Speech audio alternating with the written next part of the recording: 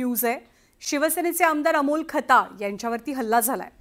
ते संगमनेर फेस्टिवलच्या उद्घाटन कार्यक्रमासाठी गेले होते आणि खाणगाव इथल्या एका व्यक्तीने त्यांच्याशी हात मिळवण्याच्या बहाण्याने त्यांच्यावर हल्ला केल्याची माहिती आहे। तेव्हाच मालपाणी समूहाच्या सुरक्षा रक्षकांनी हल्लेखोराला ताब्यात घेतलं। आमदार खताळ यांच्यावर हल्ला झाल्याची माहिती मिळताच शेकडो तरुणांनी मालपाणी लॉन्स बाहेर मोठी गर्दी केली। हरीश दिमोटे आपल्या सोबत आहेत। हरीश, नेमकं काय घडलंय?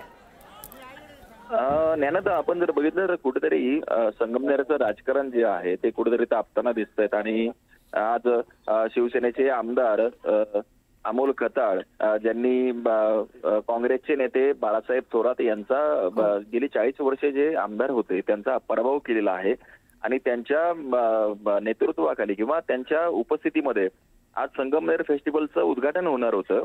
त्या ठिकाणी आमदार खताळ जेव्हा पोहोचले तेव्हा एक जो व्यक्ती आहे त्यांनी हात मिळवण्याच्या बहाण्याने त्यांच्या कानशिलामध्ये आपण म्हणू शकतो की मारण्याचा प्रयत्न केला।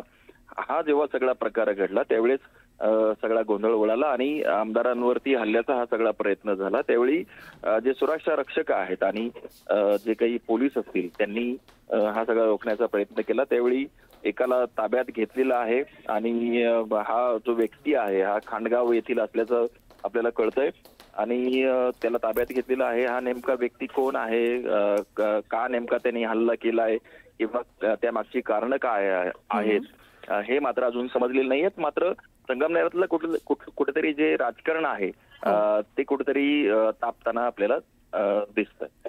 हरीश, धन्यवाद या सगळ्या माहितीबद्दल।